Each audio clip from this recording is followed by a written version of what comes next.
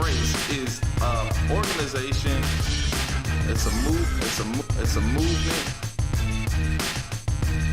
We're talking about unity. We're talking about unity.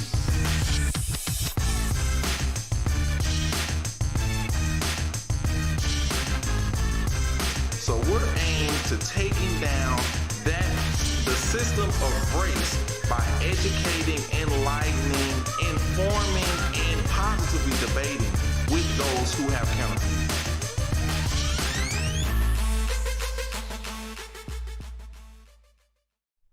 Merry Christmas and welcome to Talk About Unity. We're midway in December 15th, 2020, and we're really excited on Talk About Unity today because in addition to having, of course, Richard back as my co-host, I've got my brother Dwayne, and if you remember from last time, we're ready to not only entertain, but to provide you some valuable information and dialogue. So we're glad to have you back. Welcome, Richard, and welcome, Dwayne. Oh, I am so excited about this day. There's a little birdie told me that a few weeks ago while I was out of town, you guys were on the set together, and it was we had no adult supervision. It was a passionate conversation. That's why we had you in the middle of us this time. I'm the man in the middle. The man in the It's middle. going to be good. Well, the thing about Talk About Unity, if we can talk about it, we can walk about it, and we can make some progress. Even a little bit is a good thing. Maybe we can make a whole lot of progress. So, Dwayne, I'm so glad you're on. Good to see you again, Rich. Good to see you too.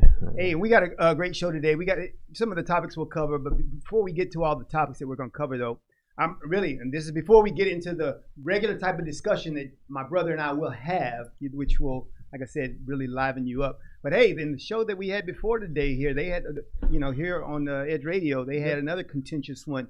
Hey, because that's what Edge Radio is about. It takes people on those edges and bringing them together. It can be really, really tough. But I'm going to take an opportunity because I'm going to ask Oscar one of these days to have my brother on Natural Nation because he's got a good story. I think that would be very productive and constructive for people out there who are battling health issues. And of course, with COVID in the air, people are really starting to think about health and all the things. And it just was amazing to me. And this is important to me, especially today, because I've told you all on the show before about how my wife was diagnosed with breast cancer. And so we're dealing with that. And so we did some things dietarily that I think are going to be very beneficial for us in the long term, even without regards to just her breast cancer. A lot of that information came from things that my brother has experienced over the last 11 years. And so he's got a great story there that I think needs to be put out in a more broad format so that people can understand. So give us a little background on that and the stuff that I'm talking about in a few minutes, just so people understand that.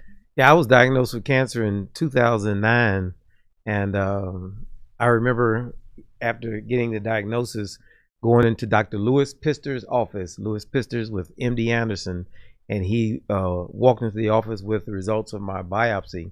And Dr. Louis Pister's, and I like to say his name so people can fact check, but he walked in his office. He said, "Dwayne, I can't cure you, and nobody here at MD Anderson can cure you." He said, "But the good news is that God is still in the healing business." Oh, wow. And he asked me, "Do you mind if I pray for you?" And Dr. Louis Pisters at MD Anderson got down on his knees. A surgeon who walked away from the money, he refused to do surgery on me because he said the cancer was too far advanced. And Dr. Louis Pisters got down on his knees and began to pray for my healing. And even after that praying, he still was determined that, "I'm sorry, we can't do anything for you. We can help you manage it, but we can't do anything for you." And then fortunately, my youngest brother, who's a physician, called me one day and said, "Dwayne, I think you need to go somewhere else then. You need to go and have an old-fashioned radical prostatectomy where they take as much out as possible." I went through that surgery. I had to go to a private clinic to have that surgery. I went to that clinic, and since then I've had like an implant, a prosthesis. I've had so many things. I've had 6 surgeries. I had 6 surgeries in 6 years.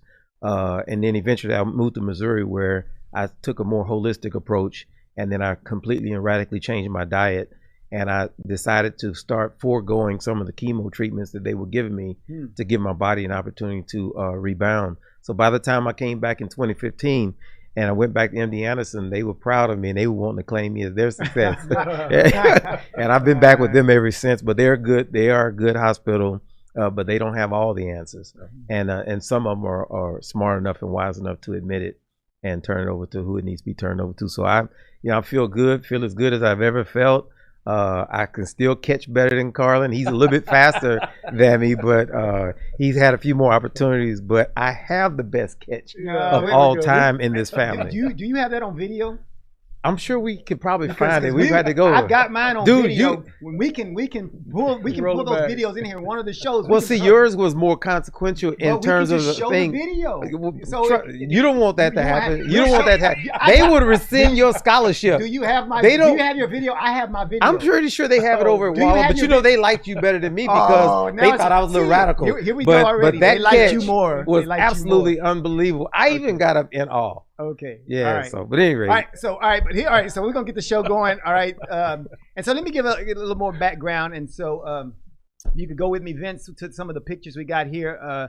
And you see that our family. And if you notice, one of the things I noticed in all these pictures that we present here, Dwayne's always to the left of me.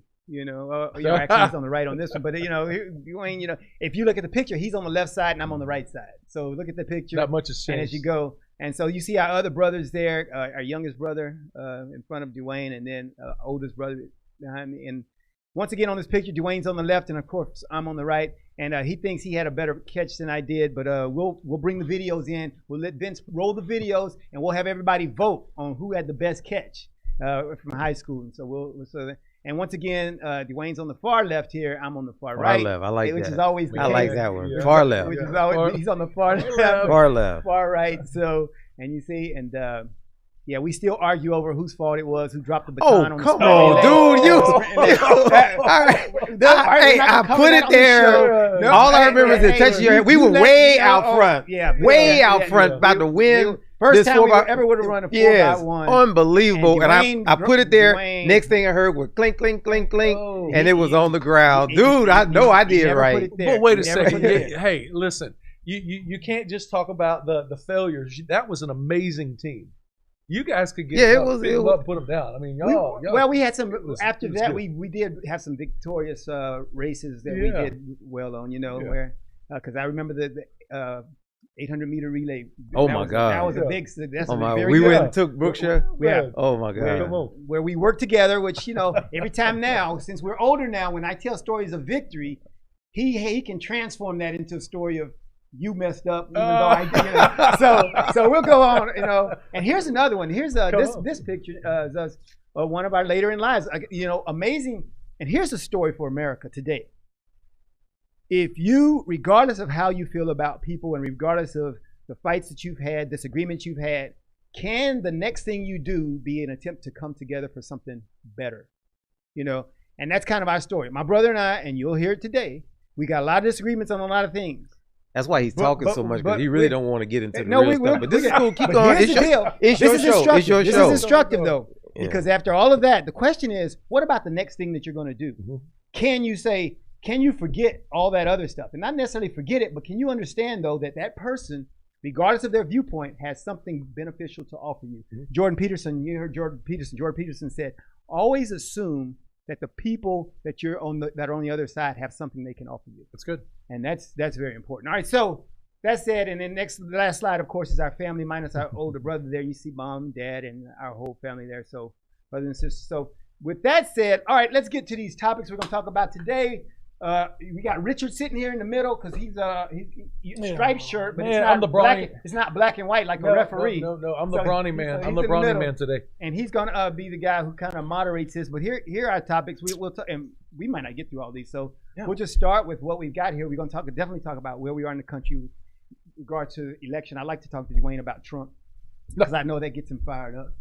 So we'll start about that. We'll talk about the pandemic. We'll talk about some issues that are happening with Black Lives Matter and some other things that we want to just talk about. Yep. So let's start talking about what's going on. So Dwayne, what do you think? All right, we got your last show you talked about. He conceded, I want to start off with reading a piece from somebody who I've followed, and given that I'm talking to brothers in the ministry, Christian brothers, I want to read something that Beth Moore said. I think she's from around here. Yep. She wrote the other day. She said, "I do not believe that these are the days for mincing words.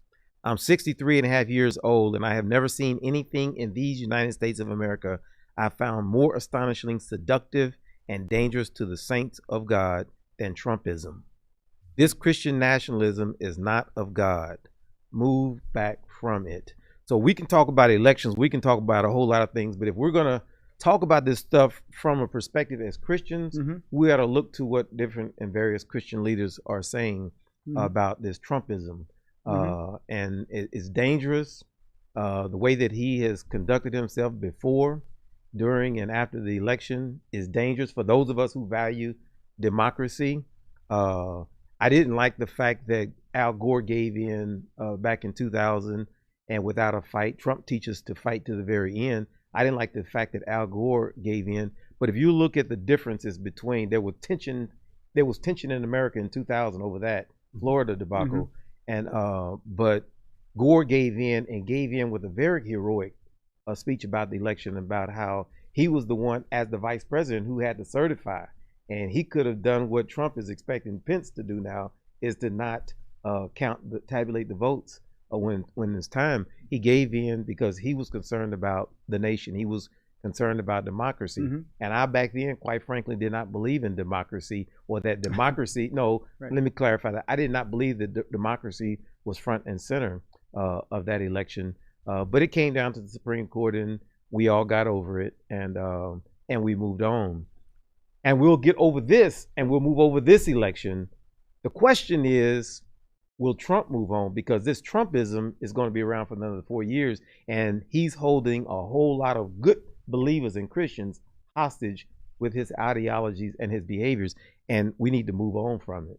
Okay, let's get some clarification, because we're going to end up going to our first break in a couple of minutes. So I want to get some clarification. What is Beth Moore referring to, and what are people referring to when they say Trumpism? Lay that out for us so that we understand exactly what we're talking about here. What is Trumpism? His behavior, his absolute behavior, the fact that he is, quote unquote, holding up, acknowledging Biden as president-elect. And what I think she's saying is that anybody who understands his game, his end game, knows this is a disinformation campaign for dollars. The longer he can hold it out, he's already at $170 million raised since the election, because he's got enough people that are going to keep feeding him, as long as he keeps feeding them lies about what he thinks took place wrong. And so what she's saying is that we need to move on from this. Trump is still playing everybody. He doesn't care about democracy. Does he really think that this election was stolen from him? Does he really think that there's somebody who would steal the election from him, but then let all of those Republican congressmen and congresswomen and senators maintain? If we were going, or somebody was going to change the computers or whatever, wouldn't they have done it for everybody? I mean, it's Trumpism. It's an attitude. It's a behavior that we need to move on from. And he's holding the whole Republican Party hostage. You saw what Barr announced. You're expendable in his world.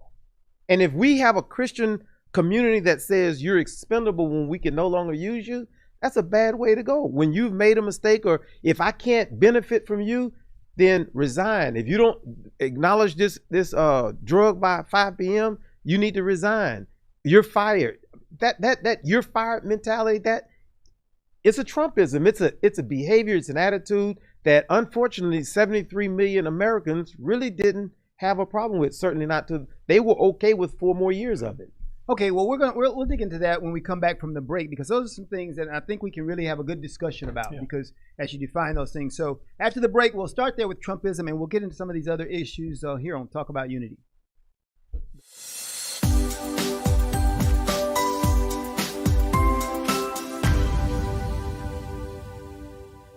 5, 4, 3, 2, 1, 0, ignition. Liftoff. Don't push me, because I'm close to the edge. I'm trying not to lose my head. Hey, this is the Talk About Unity show, where I bring the talk. And I bring the unity. And together we talk about unity. Unity is what matters. Come on. And right now in our country, that's what we've got to do. So we do that here at Talk About Unity on the Edge Radio Network. Be with us every week. It's going to be awesome. It always is. And I tell you what, the more we seek first to understand, then be understood, we make progress.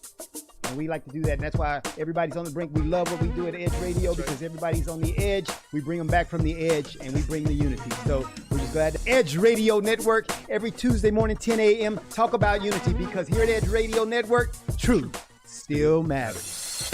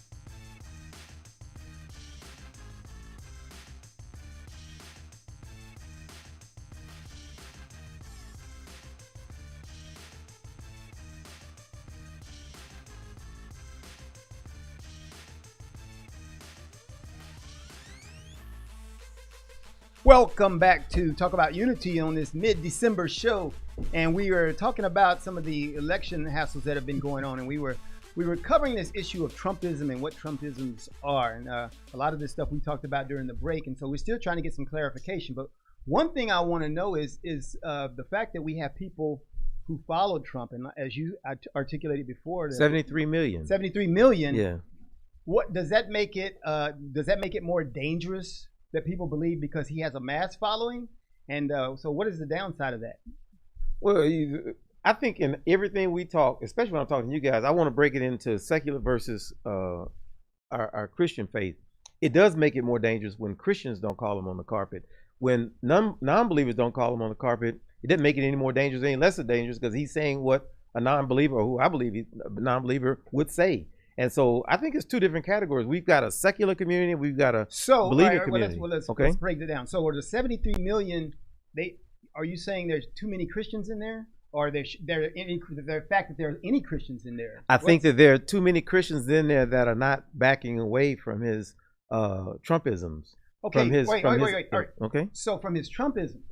So if Trump passes something that is beneficial for the Christian community, is that a Trumpism? I think so. I mean, it talks about his ideology. Trump has an ideology that life matters, and he makes something that allows for them to halt abortions or something like that. And so you're saying, did he do any executive orders to with respect to abortion? I don't know. No, he didn't. No, he didn't, because Trump was just playing to his base. He don't care about abortion. But if he has this viewpoint and if he articulates it, is that a Trumpism? The fact that he believes in pro-life, is that a Trumpism? I think the manner in which he goes about it is a Trumpism. The hypocrisy in which he goes about it. Then you can characterize, and so Beth Moore and you, y'all characterize, and so you might not know. Like if I say that, wow, I admire that Trump did this for the pro-life purpose of this. Mm-hmm. You would make me out to be one who supported his Trumpism because I liked one thing that he did. Is that what you're saying? Nothing wrong with that. Okay, so then it makes your viewpoint of what is a Trumpism, and it's just your view on what this. Absolutely. So, man, I'm not God. None of us. And Beth Moore is not God. It's just our view. Okay, so then your argument that we should be. You said you make it secular and Christian. Then we should have this view on Trump, and you were saying Beth Moore saying this is the most dangerous thing for the Christians. It sounds like it's just one particular viewpoint that one person has on this one thing, but you're saying we should all. As with all ministers, and Richard can attest to this, when you get up there and you begin to proclaim in the gospel, you begin to proclaim what thus said the Lord, you can't make anybody do right, but you can say, you know what? You need to identify when something is not right, and this idea, this behavior that this man has had and shown for the last 6 or 7 years, it's dangerous to the body of Christ. Maybe not dangerous to other people, but it's dangerous to the body of Christ. How's it dangerous to the body of Christ? Well, the way that he behaved. Now, first of all, you guys can both agree with me the way that he talks and makes mockery of people is totally reprehensible. True. Yeah, That's one. Okay. Yes. So do I need? So you need the more? You need more than one. You need to. You need me to keep going. Well, the way that he. Has he done? You on the last show last week? The way that he no has. Good thing you can say about Donald Trump. No, listen. You said the way that he has been so emphatic about fraud in the American electorate system, and really had no problem with the infiltration of what the federal government's security agency said was Russia's involvement in interfering with our elections. That's, to me, reprehensible that he could be calling on states like Texas to overthrow the will of voters in 4 other states, but he didn't hardly care if there was a problem with the Russians in the election. It was just so hypocritical. Hypocrisy goes both ways, though. Absolutely. Yes, it does. You saw the other side. They were complaining after 2016 that our election was messed up. And now they're saying, no, there's no problem at all in our election. So you got both sides arguing this thing. Well, I think it's because Trump did one good thing. He put Stop the presses. He put a guy in who said this was the most secure election, and I think he was talking electronically, like the most secure election, because we know that for the vast majority of American elections have been so fraudulent. We know that for probably 200 years it was so undemocratic. Right. So he was talking about in this electronic age. And he did appoint somebody that did say that it was good, but what happened to him? That Trumpism says, listen, if you don't toe the line, you out of here. So what happened to him? He's out of there with Barr and everybody else if you're not loyal, we don't care if you're doing what is right, if you're saying what is right, if you're consistent with what democratic principles and values are. That's not important. What is important is that you be loyal to him. And so I want to grab this just a little bit from a Christian pastor perspective. Sweet. And so there's a lot of people that are like, can't vote for Trump because he's foul-mouthed and he's woman had women issues, had all these other things in his past. Yeah.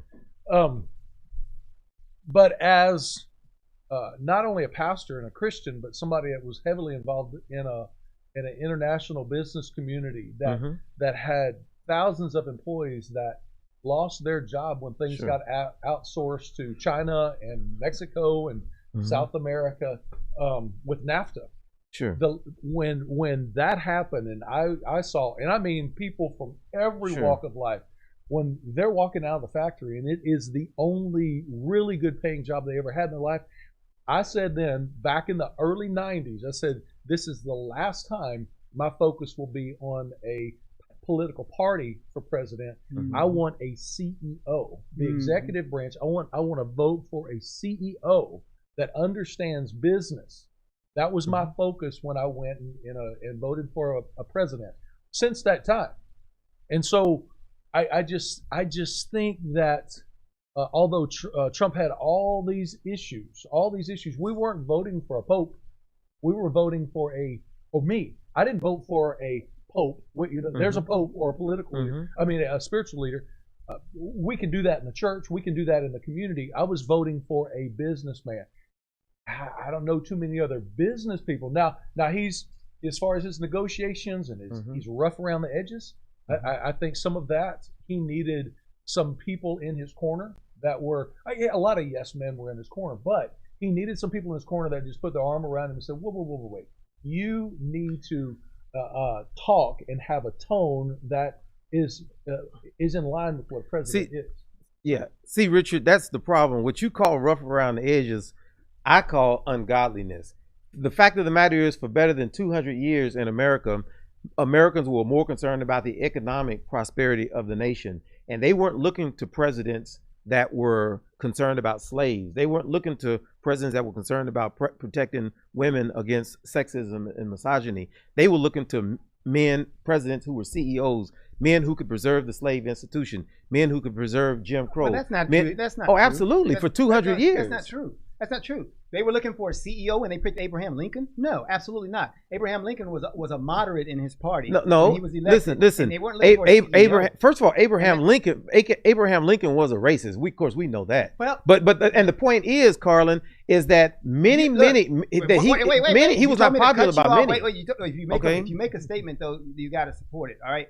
So you can call Abraham Lincoln a racist, and you Sure. can probably take some statements, and because their statements, D, and here's where the family stuff comes in. There are statements we could take from our dad and call our dad a racist. There's that. statements you can take from me and call me a racist. Right. Absolutely. So, and I think that's what we do. One of the problems we have is, and this is why history is so important, because don't take people where they were at a point in time. You need to take their entire lives and their actions of their entire lives. I agree. And even then, it's very difficult because if you don't identify and articulate both of their alternating positions, we're all, I think, people that we have these things that we evolved through in life, and we've got certain things, and we could have characterized Dwayne. I could take Dwayne at a certain point in his life and characterize him and say Dwayne is just messed up. So that's not right. That's right. So when you start characterizing the presidents over the last 200 years, they weren't all the same. I didn't say they were all. No, I said for better than all, 200 years. And what did you say? Make your point. Listen, up until 1965, you had a lot of presidents that supported Jim Crow, segregation, and racism. I said 200 years in the initial conversation. I said 200 years. All of them in the 200 years. You said all of them were this way, and that's not true. You've had good and you've had bad. So which ones did not support slavery and racism and Jim Crow? Well, for sure, Abraham Lincoln. No, Abraham Lincoln did support slavery. Okay. That's the issue. That's the point that I'm trying to get to. George Woolfolk, who lived 100 yards from us. He did not support it enough. He didn't support it enough. He loved democracy and America greater than he loved slavery, but he never intended to free the slaves. But that's true of most of us, isn't it? That, we live life on a spectrum. Some things we value more. So now but none of us should live on. None of us should be above the level of zero when it comes to tolerating slavery, and he was above that zero. Well, none of us should be above the level of zero on hating people because of their skin color. That's right. And we got a lot of people who hate because of skin color. Absolutely. And that is the foundation of America, hating people because of skin color. So how do we move forward? It's the foundation. But it doesn't have to be the foundation of me and you. It doesn't have to be the foundation of me and you. No. And so let's transition then. So let's talk about it because, and I'm gonna transition to a thing because talk about why we do erase race, and I'm doing talk about unity. So erase race has 3 propositions. Sure. And those propositions are number 1. And so I'm going to ask you, and so you get ready for the answer. I'll ask you, which one of these do you disagree with as we talk about this issue of race? So, because erase race has these 3 things. We say, first of all men are made in the image of God. That's number 1. All men are made in the image of God. Number 2, man created the concept of race. Man began to make this thing because your skin color is different, put you in a different group. So man created that. And point 3 is erase race says, we need to go back to the original concept and get rid of that. So now, so which one of those do you have a problem with? I have a problem with 2. Okay, because I believe that all men were created in the image of God. But what you do have to understand is that while he created man in the image of God, he also, from one man, he created many ethos. And so basically, it was God himself who created the divisions of people by culture, by ethnicity. Not by race, though. Man created race. Absolutely, but man called it race. Man called it race. Carlin, let me submit to you. Hold up. Let me submit to you. If you are successful, and I know you're very sincere about your erase race, but I submit to you that hold up. I'm on point. If you are successful in convincing the nation to eliminate the term race, what I submit to you is that there will still be discrimination based on ethos. Something that God created. Well, somebody said there wouldn't be. Right. So what does it benefit to get rid of the term race when race is just a constituted term of man? The real evil in our hearts is the fact that we discriminate based on a division that God created, and that is the cultural differences. So people would still be discriminatory on cultural differences. They would hire based on cultural differences, and those cultural differences usually have a common thread, and that is color. You're saying because there'll always be something else, then don't worry about race because there'll always be something else. What I'm saying is in America, which is uniquely different than those concepts of ethos and ethnos that you're talking about that happen. No, it's not. No, it's not. Yes, no, it's ethnicity not. is a no, it's division. not. The discrimination is based on the cultural differences, which happens not unique to the United States, but all around the world. Correct. Absolutely. This happens to people, and we as believers are to be the ones who rise up and make a difference and call it out. And we're the ones who bring unity. You can't call unity unless you say you're not acknowledging that that discrimination in America is based on cultural differences, and those cultural differences go along the lines of how we look, how we eat, how we live, Okay, how look, we all speak, right, look, the accents. all right, we're gonna cover this. We're gonna go to a break in a second. We're gonna cover this because you're only talking about a small portion of the differences that we have. You're saying that there are cultural differences. All the differences aren't just cultural. Some people look at people and see their skin color, and that has nothing to do with the fact that they have a There's culture. exceptions to They every look rule. at them. There's exceptions to every We're not talking rule. about exceptions. We're talking about the fact that if there is division that we have in our country, then as believers, as you talk about that we are, our issue should be to bring about what? Unity. That's what we're talking about in Erase Race, and we'll cover it some more when we come back from our break on Talk About Unity.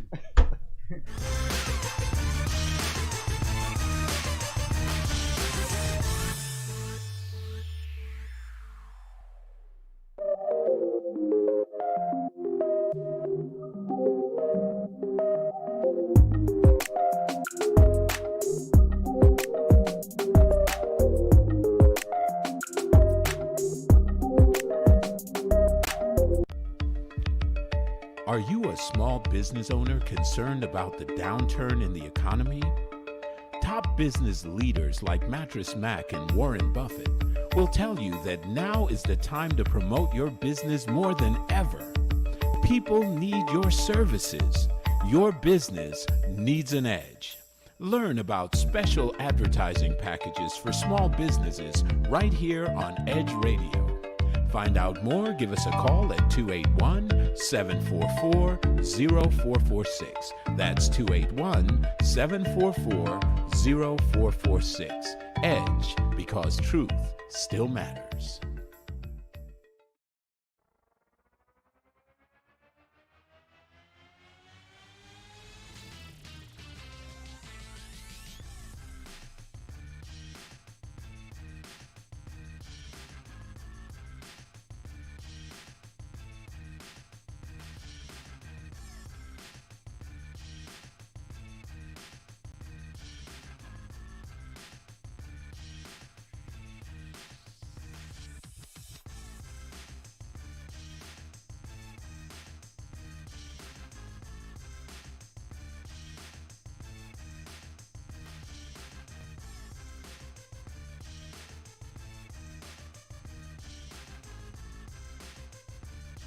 And we're back here to talk about unity, and we were talking about unity and what it takes to get unity. When I left, I was pumping my chest going, we need to be talking about unity, because we've been talking about Trumpisms and if there are Obama-isms and what these isms mean and how we should be viewing that. And let's get back to the discussion we were having about culture. I think one of the things that's important for us to understand about culture is that, whereas I think it acts as a proxy for a lot of the stuff that we term as race, that is really simply culture.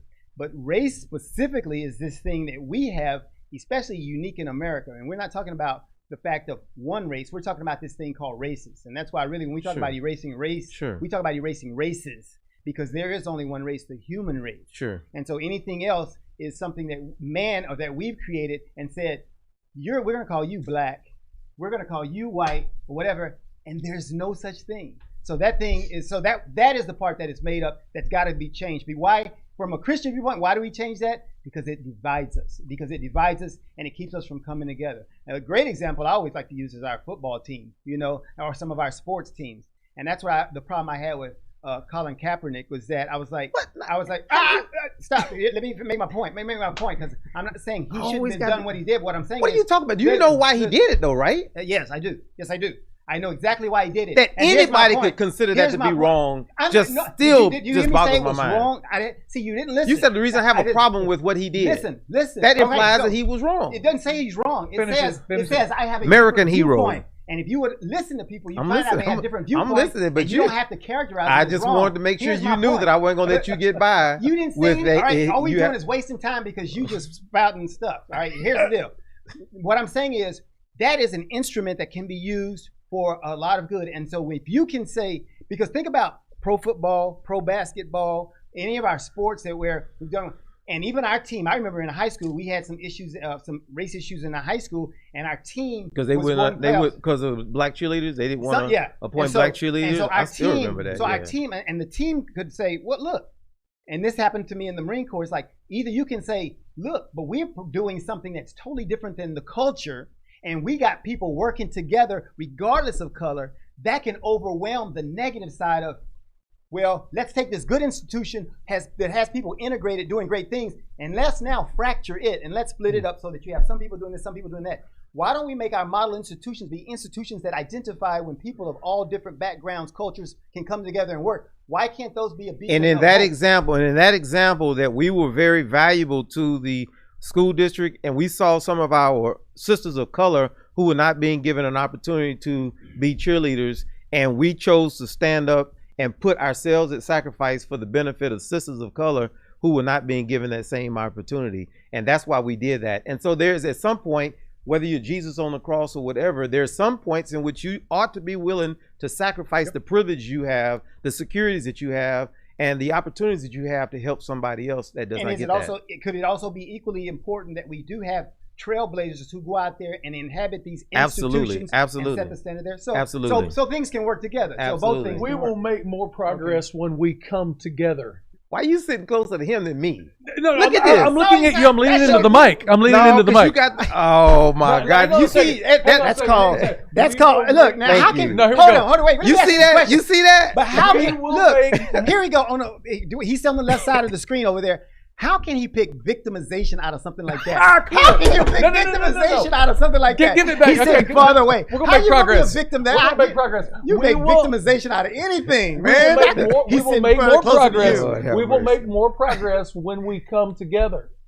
I agree. The agree. bedrock of relationship is proximity. Let me tell you a story real quick. I agree. When Amy and I first got married, I've always wanted to have a Rottweiler. I've always wanted to have big Rottweiler. And so we went to because we didn't have any money, we went to the Rottweiler rescue, and there was this big dog. He had mange, didn't have any, but he had the conformation, the size, 160-pound Rottweiler, and he failed the police academy because anytime they shot a gun, he wanted to attack whoever had the gun. So that doesn't work. So they kicked him out. So now they wanted to find a home for him.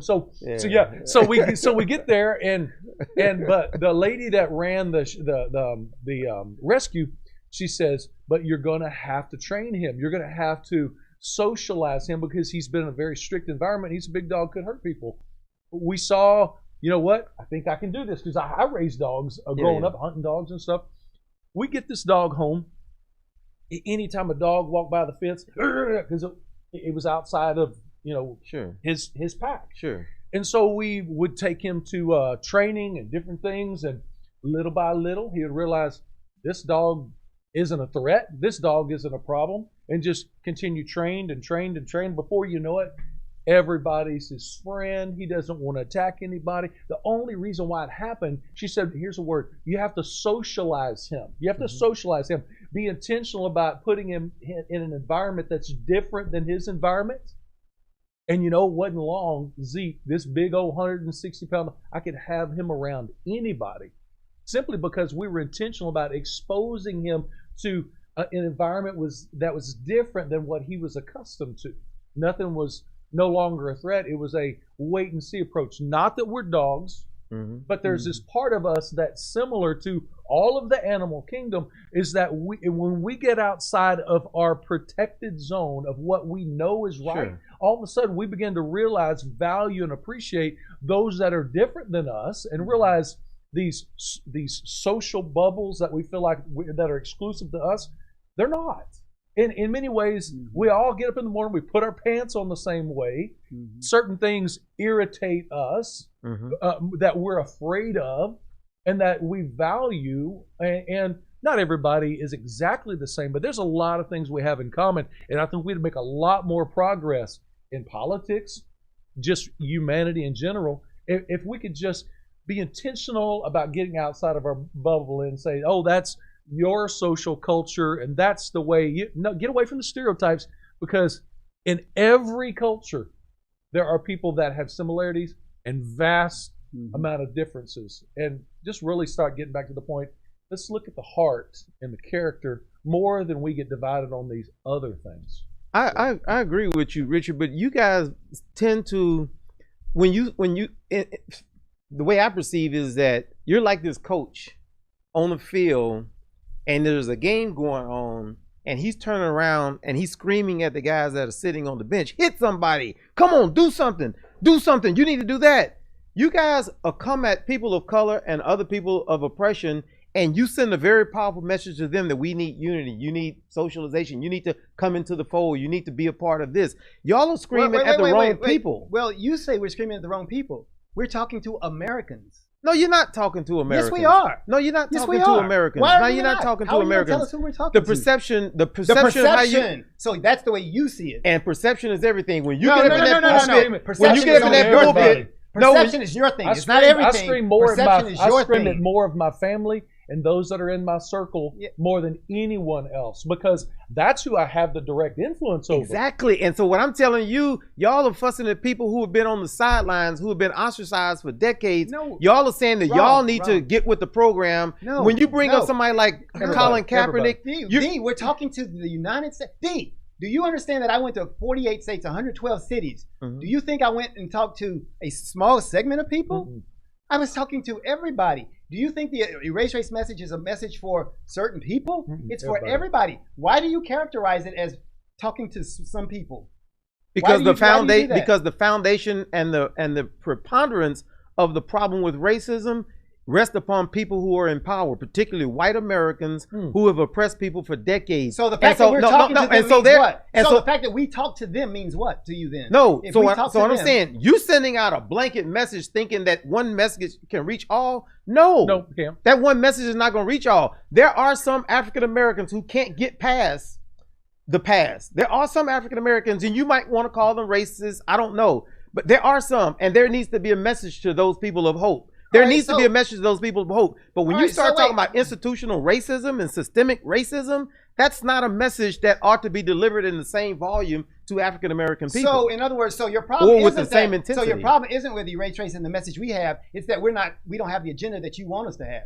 No, my problem is that the fact it's not being addressed to the people that most need it. Okay, so who needs it most? It's like you being a pastor, Richard, and you going. Okay, you going to limit all of your sermons to believers. There are sometimes when your sermons are edifying, and they're meant to edify the believers. They're meant to edify Christians, to build them up. But then there are many more times, or I should say there are other times, when your message is meant for unbelievers. You don't share the same messages you give to unbelievers that you would give to believers who are mature in the body of Christ. Time out.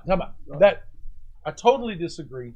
Because in every so you don't believe in once saved, always saved. So you still trying to save your. What I said. This is why I disagree.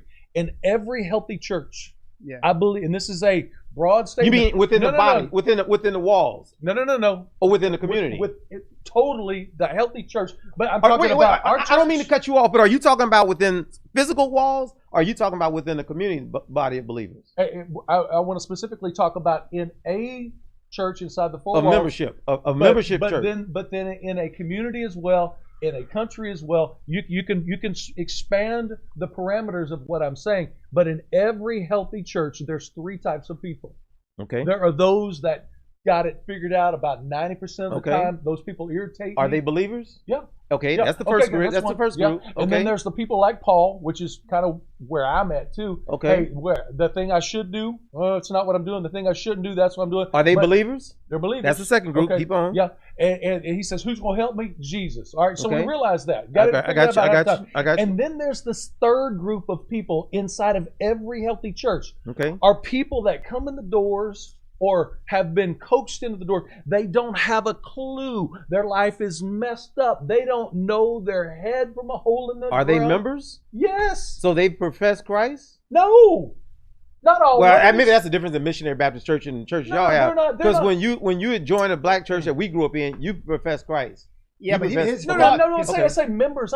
We don't have an official membership. Okay. We don't have an official membership. Come on, come on, come all. And when they come in the doors, sometimes they're drunk, sometimes they're high, sometimes they don't dress appropriately. I would submit to you, Pastor, is that if you're preaching the same thing to a bunch of people in power, a bunch of people who are gainfully employed, great credit scores, there would be a difference in the message that you would preach when you go down on Skid Row in Los Angeles. Brother, I preach the message of Jesus. Absolutely, and that absolutely. message transcends. But even Paul changed. Even Paul changed up his message based on the church he went to. Time out. Yeah. So what we got here is we got an impasse and we're talking about differences in methods and difference in how it's done. It's crucial. It's crucial. But what we would call it would be called pedagogy, and it is the method that you use to instruct. And so what you got to understand, what you got to be very objective about is your one side and your method of doing it might not be the one that he needs to use. I'm sitting here saying that there are different methodologies. But what I'm saying is, but what you're saying is, but you sat here and you told Richard you can't, and you prefaced your discussion with saying we're turning back and yelling at those guys this message, which we should be doing to the people on the field. Correct. And then you said you shouldn't be giving the same message to this person, that person. How we create that and how people present that message could be the exact one that they need to give, even if it doesn't fit your method of delivery. And so that's what I'm saying. So I think the key is for us to understand that we need certain objectives met, and we can come together on those objectives. I wasn't talking about method of delivery. I was talking about content of delivery. I was talking about content of delivery. You were telling us who we should be giving certain messages to, and that has to do with method. Right. Who we should be giving certain messages. You can't You're confusing yourself. I was talking about content of message should be different based on who you're talking to. What we're saying or it should certainly vary. The content it should certainly vary. But you ain't. If you're talking to the American citizens, what you don't realize is that just because you're dark skinned and there's another person who's light skinned, you think that perhaps I can't deliver a message that works for both of them. You're saying you need a different message because you're in a certain situation and they need a different one. I'm saying that there is a message that can be delivered to the American people that works for all Americans. If I'm not taking the vaccine because I'm afraid, and I support absolutely taking the vaccine, but if I'm an American and one of the main reasons I don't want to take the vaccine has to do with the historical discrimination and the hoax that was Tuskegee, then I think that if you're going to send a message out to communities about taking the vaccine, you would send a different content to the African American community than say maybe you would to a white community, Highland Park in Dallas. There may be a different public relations campaign as to why you should do it. That's all I'm saying. You change up the content of your message based on your audience. And that can be very true because you use a specific to cover this general principle we got. But also, isn't there one message though also that could work for both communities? And not saying that particular one, such as in the context of vaccines, such as they could put out this huge identification of this company who did it and why it's very beneficial for everyone to take it that meets the need of everybody. And I'm not saying it's not going to specifically target those people that might need a targeted message, but there's always that one message that there should be one general message, but it's certainly given the racial disparities of the people who will take it right now, given the disparities, they're obviously, and given the fact that the only 42% of African Americans plan on taking it, that is incumbent upon the government to do a direct message to African Americans. 80 years later, it's still impacting us. But the point is that message, that one message, does not have to negate the other message that works. Absolutely.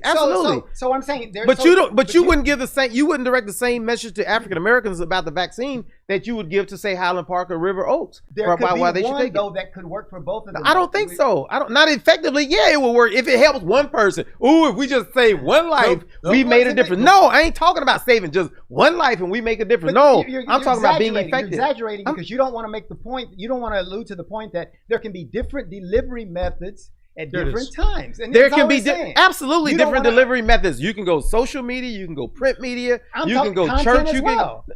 There has to be different content messages. Okay, you're saying that saying that we can be just as effective in convincing people if there's one message of content. Well, look, what I'm saying is, when you're talking, when you got a message, Dr. King had a message. Conservatives always run Dr. King. But what I'm saying is, are you ready to talk about when Dr. King said that America is the greatest purveyor of violence that the world has ever known? Stop. I'm going to ask you a question. Always run the King. I'm making the argument. America is the greatest purveyor of violence that the world has ever seen. I just want to make sure you don't run to his conservative points. Do you want to listen? Go ahead. Are you going to listen? Go ahead. Always go to Dr. King. Dr. King goes through because Dr. King had a message that everybody universally accepted. That America was the greatest purveyor of violence that the world has ever seen. He had this message, and I want to see if you agree to it, because maybe you hate this message. He wanted people to be judged based on their character, and you disagree with that message. Is that a message that works for everybody, or does that only work for certain people? It is a message that works for everybody. It's a message. Whoa. This seems to contradict what you were saying earlier, that message needs to be more targeted only for this certain segment of people. Carla, you are not listening to me. Everybody. There are some messages that can everybody receive, but if you're going to be effective, you don't preach to everybody the same message. But there are some. In other words, John 3:16 as believers, John 3:16 can be effective for everybody. Yeah. But you don't preach John 3:16 every single. You might say it every Sunday, but it could be effective for everybody. But that does not mean that you should not have a more specific message to somebody who's on Skid Row, on death row, or somewhere else. So here it is. So if you're not effective in your message, then you change your method. Your method. Mm-hmm. So we have not been effective in our message. So what we need to do, because only 42% of blacks were taking it, coming into proximity with each other, and ask the questions. What don't you get about this? There's nothing wrong with asking the questions, because that's when enlightenment and information and change comes. So we have to be able to realize there's not one fix all. But when you'll never have the conversation if you aren't serious about moving into relationship and in proximity. Sure. So there's a lot of progress to be made. Thank God we're making progress, but we got a long way to go. There's a lot of people, first glance, oh my God, you're here to rob me. Oh, you're here to take from me. Oh, you're here to change me. Actually what we need to do is have an understanding is that there's a lot of stuff. There's a lot of stuff we don't know about each other. Regardless, people in my family, I have different disagreements with, because I really, even though I'm related to them, I don't know them. But when we sit down and we start to, you said thank God we made a lot of progress. Did you mean thank God we have a lot of progress to be made? We'll cover that after the break. Hey, we're gonna go to break because we're gonna talk about relationship, because I think relationship is huge here, and I think that's one of the things gets left out, and I think it's left out because we've been so indoctrinated in this country with the concept of race, so we don't venture into relationship, and we'll talk about that when we come back from our break. Talk about unity. Good.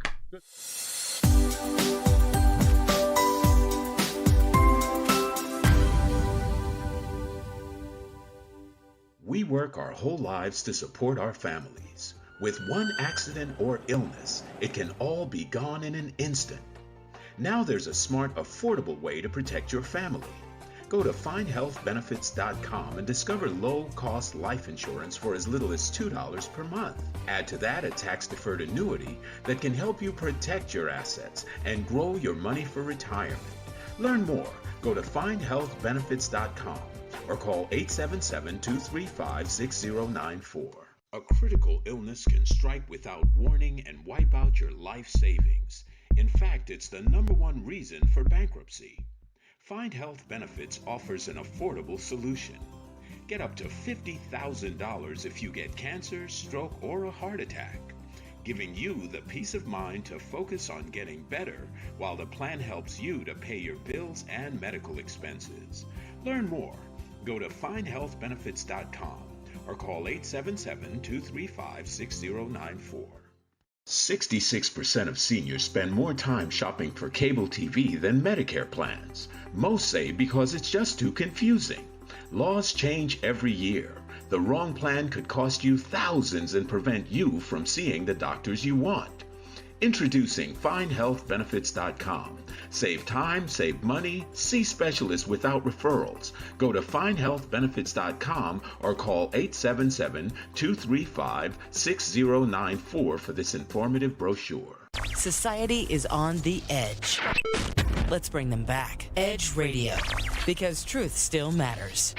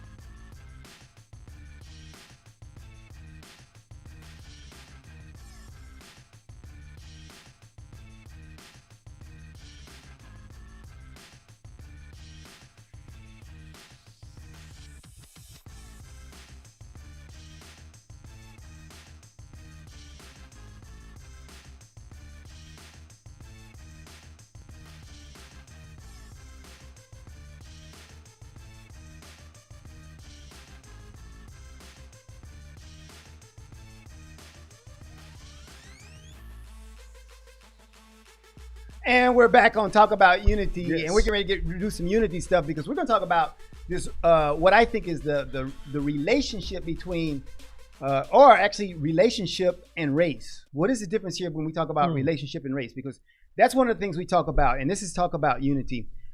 The premise that I have is that the barrier and the segregation that race creates comes down when we build relationship. And so relationship then calls for all of us, each of us, to step out of the defined boundaries that have been established, which our society did, called race, and step into relationship. And so that means I then begin engaging other people on the basis of heart-soul relationship than I do on their external or physical features. All right. So what's your problem with that? Man, all I know is that when you start talking about racism, I want to go back because I still want to deal with the time we had with the vaccine. Is that going to answer my question? Because I'm not talking about nobody. You didn't hear me mention racism because I don't use that word. That's a race paradigm. Term. Listen. A race paradigm term, and I'm trying to get out of that. We have a problem that was brought on by, for instance, the Tuskegee experiment. Okay, that was a problem back in the 40s. Are you going to address? Well, let me say this. Let me say this. We had a problem in Tuskegee that was based on race. Hold up. We had a problem in Tuskegee that was based on race. And they didn't just pick Asians and Latinos and whites for the study. They picked people of a common culture that had similar language, similar lifestyles, and certainly similar colors. And 80 years later, because America is not willing to deal with its sin of Tuskegee, you have less than half. Whoa. When you say America's not willing to deal with, that's right. So the flag that they want Colin Kaepernick to bow to, the flag that they want him to honor, the same flag in 2016 that they want Colin Kaepernick. See, they want him to. Who is this? Who are the people you're talking about? You make these generalizations. When I say America, I'm talking about government. I'm talking about government. American government. So I mean, American government. But what are you expecting American government to do? Because if you got Richard saying, "Hey, I'm going to have this thing where we're bringing all people together for this thing," you don't count him as part of America. I think it's incumbent upon America to realize that the sins that you created 100 years ago are still causing death and destruction today. And until you break that cycle, who is going to do it? The government. So all right. So what are they going to do? Tell me what these people you're talking about. The government needs to do what in this way? Then first of all, they need to continue to acknowledge the sins that still have an effect on people today. And what would that mean for them to acknowledge the sins? Raise their like hand I talked to George Brown yesterday. George Brown yesterday, Dr. Brown in Purview, and he talked about how the American Medical Association, which is an association of some 40,000 African American doctors, and he talked about how they're supporting the vaccine. And then he went in, and I don't know if you remember Keith Crawford, who's a PhD Harvard guy that was a brother at Purview when we were in high school, and how he's supporting the vaccine. And so the government now has $250 million that they're going to be spending on efforts to promote the vaccine, okay? $250 million that they're going to be using to promote and encourage people to take the vaccine. And I would submit to you that when you see the Pew Research study that came out yesterday that said 83% of Asians are going to take it, 72% of whites are going to take it, 63% of Hispanics are going to take it, and only 42% of African Americans are going to take it, I would submit to you that there is a responsibility based on a historical discrimination, a historical hoax, that the American government has they need to spend a disproportionate amount of money to educate people such as African Americans who may end up being the last in line. I'm afraid that many African Americans don't want to take it now, but in 3 or 4 months when they seen that it has been successful on Asians and whites and that more African American associations, medical associations support it, they will say, yes, we want to take it. And at that point is when we're going to realize, why wasn't there ever a conversation about our government having an oversupply of vaccines as opposed to running out of vaccines right about the time they have convinced African Americans that it is safe. It is. I don't fault any African American for being apprehensive to take it. The point that I'm trying to make, Carlin, is that we want to just start here and go forward, and it is important to move forward in our lives. But when you still see the damaging effects of past historical racism that were sanctioned by the government, I'm not talking about the Klan And I'm talking about things that were done that was sanctioned by the government that have the ability to rear its ugly head and lead to thousands of sicknesses and thousands of deaths because of a distrust of a government, then you can understand why Colin Kaepernick takes the knee. There's a tremendous distrust of the government because of actions that the government took, not the Klansmen, not the Proud Boys. Okay, are you going to answer that question that I asked when I started this? I mean, because you're covering a lot of stuff, and you're covering. I think that answers the question. Okay, I talked about relationship. My question to you, maybe you forgot the question, was that I was saying that relationship between people when they are no longer looking at relationships because of their physical characteristics is the way for us then become to view all Americans as the tool for change.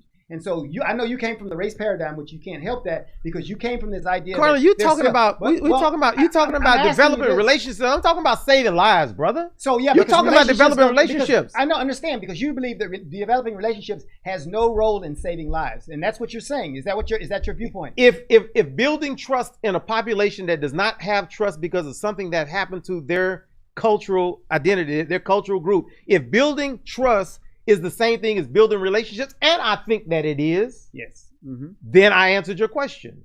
We need to build relationships. It's important that we build a relationship, and that relationship ought to be trust. And that is what is most important in this time in our country. But here's the point, and I understand because you got to operate out of the racial paradigm because that's all you understand right now. But here's the point, though. That's what America is built on. I know, and is this a racial is the paradigm. problem. And black folk didn't build it. And black people didn't build it. I agree. Okay. We say the same thing. We agree with that. All right. And so this is how we got here. Because the racial paradigm got us here. Right. We're going to characterize people and we're going to group people and we're going to discriminate people based on their skin color. That's how we got here. That's right. Vestiges of that still remain just as you articulated.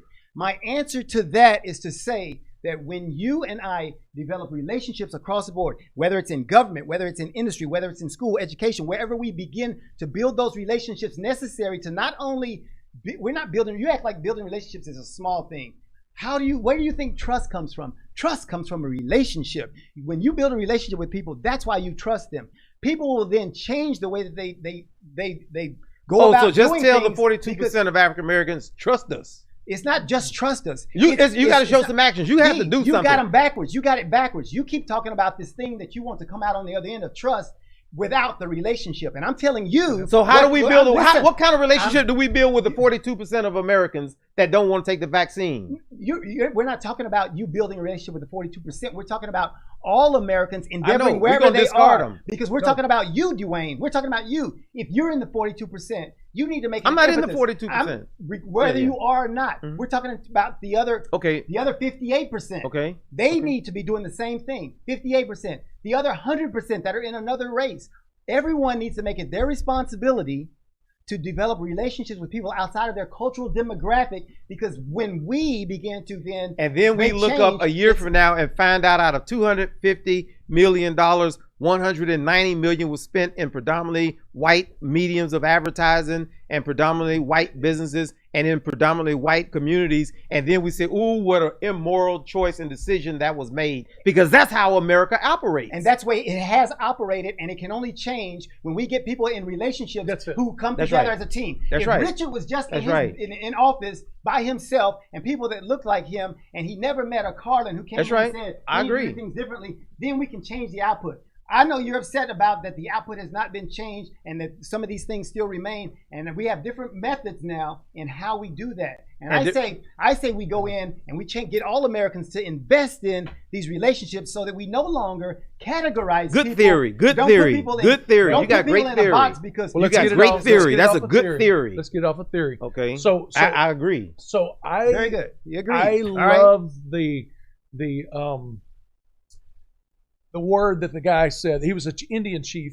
I wish I knew what his name was. I saw this about a month ago. American Indian, Native American. Whoa. Yeah, he said. We ain't gonna go there though. No. Okay. Hey, my granny was full-blooded Choctaw. Granddad was half Cherokee. Right. So that whole leg of my family is a mess. It is. Murder. Yeah. Drug addiction, illiteracy, poverty. Anyway, so I'm ready to receive. Ready to receive what you say. So he said, when we realize, and this is talking about politics, when we realize that the left wing and the right wing belongs to the same bird, our eyes will be open. What if everything that was shown to us on TV and social media from the left and the right, what if it was all true? What if it was all true? All this bad stuff or all this good? Could that is that possible? Yeah. No. It's just it's hypothetical. What if everything we saw in the same footprint? I said, what if it was all right? What if it was all wrong? What if it was all wrong? Of course, neither one of those is true. That's but right. what if the motive and the objective was really to just keep the American citizens to be pitted against each other? That's right. So that those that are in power, that's all they want to do is And stay those that in power. and those that are in power and those that are privileged can remain so. Well, that word privilege can have different perspectives. There's some people privileged that they don't know that they're privileged. You know, this whole, I agree. let me just say, I agree. let me give you just one that's real silly, the whole affirmative action thing. Now, I believe that there's some ways that we can uplift certain segments of our population Right. into, whether it's engineering or their gifts and talents, is come out and be able to just incentivize that as a country to where people that have been left behind won't be left behind. Sure. But some of it is silly. You don't just give a contract to somebody because of the color of their skin, but in the words of affirmative action, kind of like this. Sure. Okay, give you a scenario. I love basketball. Sure. I'm 6'5", 240 pounds, and I was 6'5" in high school. And you know what? Because affirmative action on the opposite side. Because of the spirit of affirmative action, 95% of the people on the high school basketball team was black. I'm white. There needs to be a white representation on the basketball team. So I love basketball. I'm tall. I fit the bill. I should be able to catch a rebound. But I suck at basketball. I'm horrible at basketball. Do they select me just because I'm screaming? There needs to be diversity in our basketball. No, absolutely. Everything not. you have just said, I absolutely agree with. That people should not get contracts because they're black. But let me submit to you, or white. But I do submit that as many people of color rise up that ladder, they began to exploit this idea of affirmative action. There is no reason why, say for instance, some African American brother or sister whose dad is a millionaire, mom is a millionaire, they're the only black person in that school, why they should be able to give a set aside scholarship at Texas A&M or UT or Harvard because of the color of their skin. I think we ought to have affirmative action programs, but they ought to be designed to support communities that are impoverished, be they white, black, brown, or Asian. And so Texas A&M ought to be required to go into Third Ward or South Park and get a certain number of people and give them scholarships that meet qualifications based on where they live in an impoverished area. I absolutely agree with you on that. So what message that tweaked? Yeah, that needs to be tweaked. So race paradigm messes that up. Race messes that up. If we can look at the big scope and just consider the idea that maybe the American citizen has just been duped, that these politicians just simply want to stay in office, and because this is my theory, this is my thought, this is my heart, is that I think the American citizen in general, across all lines, just has been really lazy politically.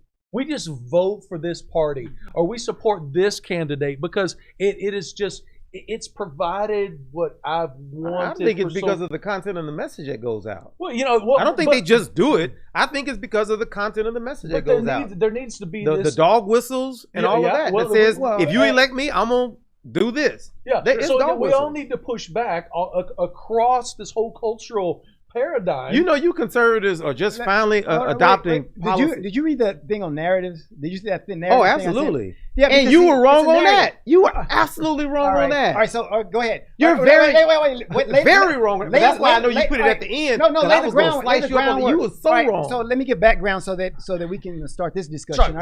Narratives basically says that whether it's media, whether it's your parents, the way that you grew up, the community you grew up, the message that you get on commercials, what pro sports sends, everything has a narrative.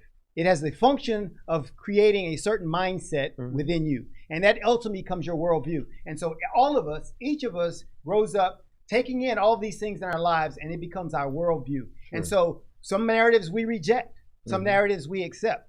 And so that piece that I wrote was basically to say that there are these narratives, and some And give the example. and gave give the example. a great example was the bias versus the developmental narrative. And I use those two in particular because people usually fall on one side or the others. One side of that narrative says that there's this bias, and people or the bias narrative says you're going to be against me because of something that it could be my physical features, it could be the community I grew up in, my cultural status, some of those things. And there's this bias narrative. So I always will feel I am a victim. And so people with the bias narrative will always feel victimized because of their status. The developmental narrative says that there's this social capital. It says that, and some people have this narrative, and they believe that if I develop myself enough, then I can be whatever I want to be. And so some people grow up with that mindset, and you hear people marketing to that saying, you just go get them, nobody can stop you, and they tell you there's a developmental narrative. And some people accept that, and some people succeed, and they tell these great stories of how they got there. I just said I could do it or whatever. And so you get these two things, and the bias and the developmental. And I said, and my point in the narrative is, we don't know in any individual how much of that each individual has consumed. Somebody might have 75% of this, 25% of that, 50-50 of this, whatever. And so they feel like in some cases, I'm a victim, but I still have a sense of agency and I can do it. And so my whole premise to that thing was that think about the narrative, because when you hear a message from some of these commercials or shows, and especially news, CNN, Fox, or whatever, there's a narrative they're pushing, and they want you to get a certain mindset. And that mindset is left up to you, the individual American. So that's narrative. For almost 250 years, the American government, through school districts and other things, have pushed these narratives that were meant to shape our thinking. Sure. By what they taught in school. Yes. And still that, today, to a large extent. And that needs to be addressed. The fact that the Alamo was about freedom. How do we address that? That's what I'm saying. How because do we address that? we have to address school boards and say, take that Alamo stuff out. Okay. Stop naming streets and schools after people who own other humans. So stop it. So here's my point to that. Trumpism says here's the point. Keep these people's names on a military basis. Here's my point. Here's my point, and that's good, because we will agree on those. Those things have to be changed that were messed up like that.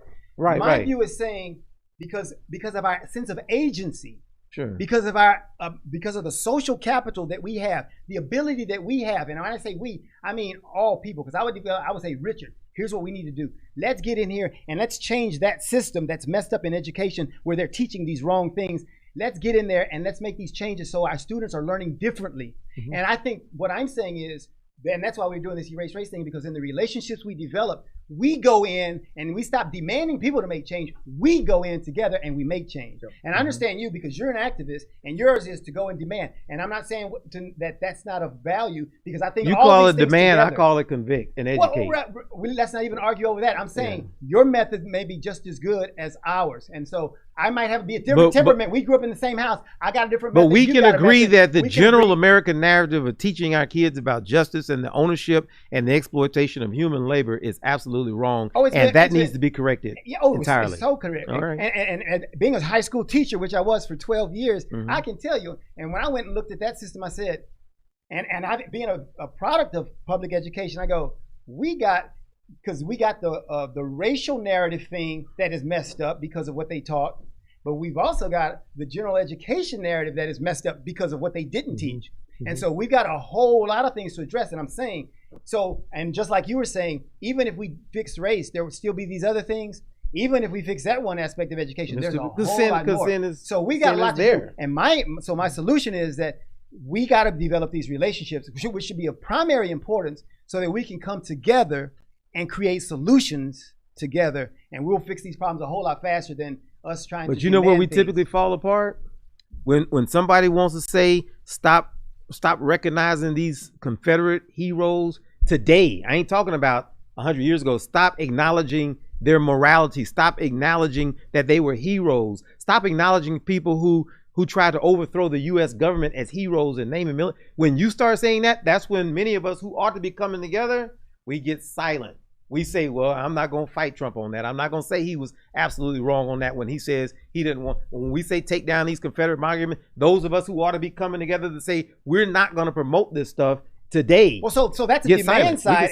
So the demand side. Well, it's a conviction side, because you talk about. But what I'm saying is, but don't negate that the other people who are going into positions and saying, I'm coming from this angle. don't negate their work because you got a more visible one over here of demands. They can all work together is what I'm saying. And so what we do is we use that as a reason to divide once again and then demean the other people who don't have the same methods. And so we've got to be more accepting of everybody. There's some areas that you don't compromise on though. But see, the idea of promoting and upholding slave owners. No, the idea of upholding slave owners is one that believers in the faith that I walk in should never compromise on. Hold it, but see, how did we get on that? Because he took it there. Because that's what I'm saying. The race paradigm, you're gonna take it there. Because whenever we start talking America relationship, is a race paradigm. That's the foundation of it. But we can stop it. We can change that. See, not if you don't acknowledge it. Not if you don't acknowledge it. You're acknowledging you cheat on your wife. Not you, but a man cheats on his wife. A man cheats on his wife, and he says, "Let's just move forward. Let's just move forward." And she keeps saying, "Well, did you cheat?" No, let's just move forward. Let's just move forward. You need to acknowledge some things. Wait. Not you. No, let me have it. Let me. You guys breathe for a second. Yeah. I just want to grab for a second. We act like he goes back. Wait. Y'all don't want to acknowledge. You're indoctrinated. He can't get out of the mindset. We totally need to acknowledge, but we have to understand. He can't get out of it. The whole slave trade thing is not just a white man guilt thing. Black people own slaves too. Oh my God! Absolutely. And the whole when they went to the coast to pick up the slaves. Well, but that wasn't what I'm talking about. They offered guns to the ones, so they were not in a fair position to make a judgment. It was either you sell us your captives, or we're going to give your captives guns. Okay, all right. So that was part. That was Abraham Lincoln. That whole thing. There was so much of that. I want to just put in a little commercial. PBS wrote a documentary called "The African Americans' Many Rivers to Cross." Have you watched that? I think I did. 7 hours. I think I did. And it is beautiful. Yeah. I mean, it just breaks it down. I think I have that DVD. Yeah, I got the whole series. I got the whole series. Yeah. I got 2 of them. Okay. Anyway, the whole thing is they got the slaves from the African coast, but from the dominant this dominant African tribe dominated this weaker tribe, and that's who was sold into slavery. Well, let me go back to that. So, by the way, Dwayne, we're Igbo, and Igbos did that. Well, listen, let me say this. So, is it akin to, say, for instance, if Europe said, you know what, we're tired of having to house all of these prisoners that are prisoners of war or whatever, prisoners of crime, something like that, and then like Europe, they just sent them all to Australia.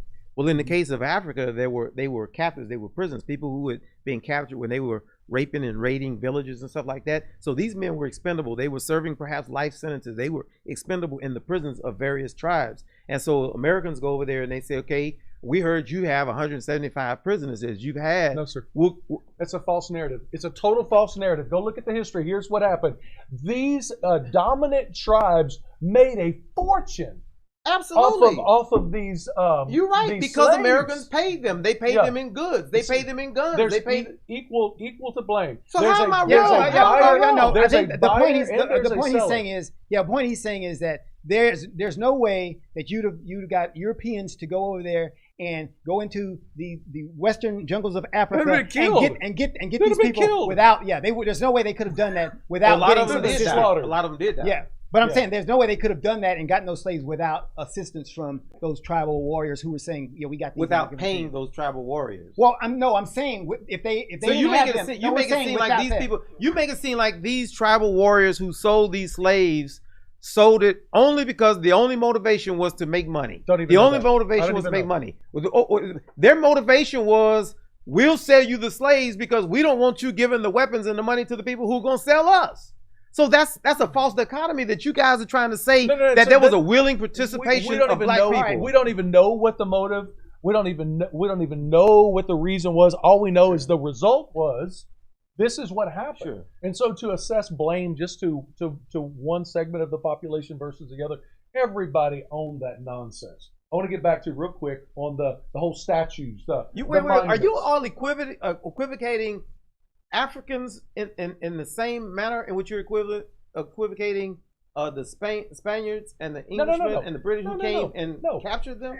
No. Oh, okay. I thought y'all were trying to say that Africans were just as much to blame. No, but they are. Okay. They are also not the They're ones somewhat that were complicit. sold. They were somewhat complicit. That's all I'm saying. Okay. That's all I'm saying. So I want to get back to the monument thing. But you can't just say they were complicit without explaining their options. I think that's very important.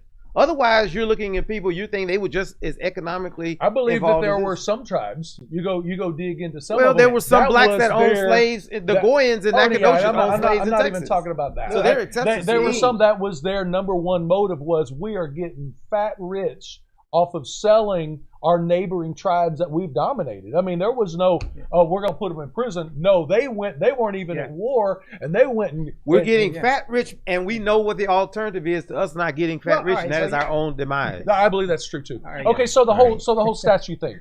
I just want to touch the statue thing for just a second. I'm not pro-statue. I'm not anti-statue. You must be. You should be. You should be anti-statue of people who own other people. why. Okay. Let me explain why. Like telling people what they should be. Because the statue is a fixed moment in time memory of what that culture was at that time. So when we look at the statue, we can. Some people are going to go, "Oh man, that guy was the best thing since sliced bread." Oh, we need to just celebrate him and honor him. Can you imagine? Can you imagine? No, let me finish. But also, there are statues that are being torn down. Like there's the port on the East Coast, which was the original port where they were selling, auctioning, and killing slaves. And the people that created, they thought, man, this is a great enterprise, and everybody, and so they created this monument.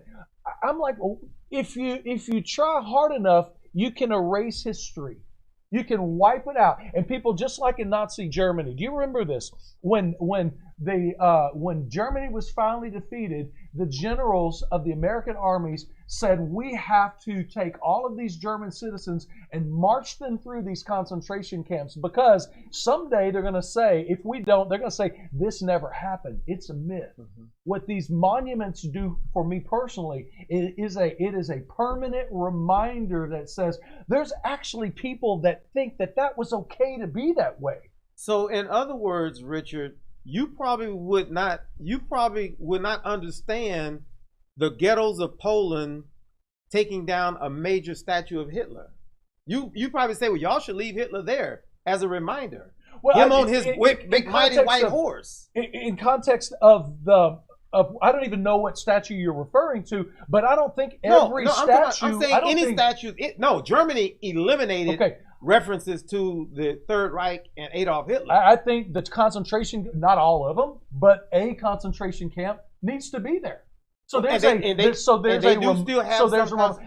a statue of Adolf Hitler in all of his glory. Some people look that actually thought that he was going to be able to conquer the world, and that other races that could just be exterminated in gas chambers and burned up in ovens. That's the guy.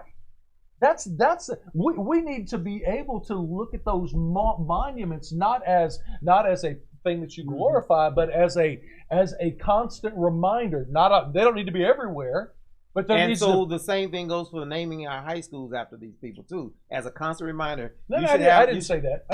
Oh, okay. All right. So and this brings a good point for me to really make the point that I'm making is that, and see, because the argument or the discussion that you all are having is a very good one.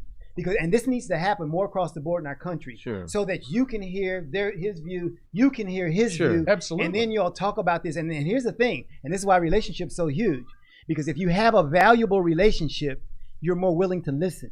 You're more willing to hear that other side. Sure. You're more willing to understand, and then that's where we come up with a solution. And so we don't get to this thing I know that you want. It's like we get trust, building trust. None of that happens prior to us developing a relationship, because if you try to develop trust without having that relationship, never ever happens. We don't have time to. We don't have the time. Stop. And so when you say that we're gonna put off relationship because either for whatever reason, all the things we need black people taking the vaccine now. We don't have this. We need black people taking the vaccine and the fact that you don't want to put in the time to develop relationships will render our country right where we are 20 years from now, 50 years from now. If we don't decide we got time to invest in each other, if we don't do that, then we'll be here just like me and my brother. We'll argue for the next 50 years like we've argued for the last 50, me and my brother. Because you got to invest in that relationship and come up with solutions together. And so is this going to be our last shot? All right. So we're going to give some closing comments here before we go out in 3 minutes. So make your last statement. Everybody get a chance. But I'm finished with mine. I believe relationships it. And I think I value everybody. I value your input. And I believe we need relationships to make things happen. All right. I'll go first. I think that with respect to the vaccine, I think that we need to build trust. And if you say relationships go before trust, then what do we do? The question needs to be asked of the elected officials, and we're trying to meet with Linda Hidalgo and some people right now. But the question has to be, how do we build a relationship in time to make sure that we don't have a third wave in Third Ward? How do we build a relationship in time to make sure that South Park and Oak Cliff and South Dallas is not devastated about the time that we all of a sudden decide, you know what, we need to do something because this thing is impacting African Americans who, for whatever reason, were distrusting, or for the particular reason that they were distrusting. I see a calamity on the horizon in the African American community if those numbers say the same. I see a calamity, and it was all based on a lie, which was a hoax. And we have come to the intersection of Donald Trump and his Trumpism about COVID-19 being a hoax and it being an election year a hoax. We've come to the intersection of Trump lying and the U.S. government lying about Tuskegee. And now, as a result, you see 42%, only 42% of African Americans are wanting to take this vaccine, which I believe is going to be very safe. And for America and believers especially, not to be screaming loud right now, let's avert this tragedy. Let's avert this tragedy. Let's avert this tragedy, because we as a nation are largely responsible for the distrust that so many people of color have. We need to make a difference. And right now we've got a lot of problems facing our country, but COVID-19 and the rollout of this vaccine and the taking of it is the most serious one facing us right now. Richard. I think that the Pew research you were referring to is skewed. I do. I think that there's a lot of people outside of the African American community that are very skeptical. They are afraid. Of course, I said 63. Only 63. No, they're afraid. They're afraid of it. You know, I have a lot of friends, and many even in our congregation and in our greater Northwest Houston community that have children that suffer from severe autism, and they attributed that directly to vaccines. I believe it. And so there's a big pushback, and there does need to be a communication campaign and sometimes change our approach with that. Look at the mortality rate of the virus right now. Most people are surviving this, and you actually. But the hospitalization rate is way up. It is. They're getting better. They're getting better about some things, but the bottom line is the mortality rate now compared 2020 with the last 5 years is drastically down, and part of that I think is can be attributed directly to the mask and just some safe practices. Not as many people have flu and these different things, but I really think the main thing is that people need to get in that point where they take it serious and they have a protocol that they're following from their doctor, like I did.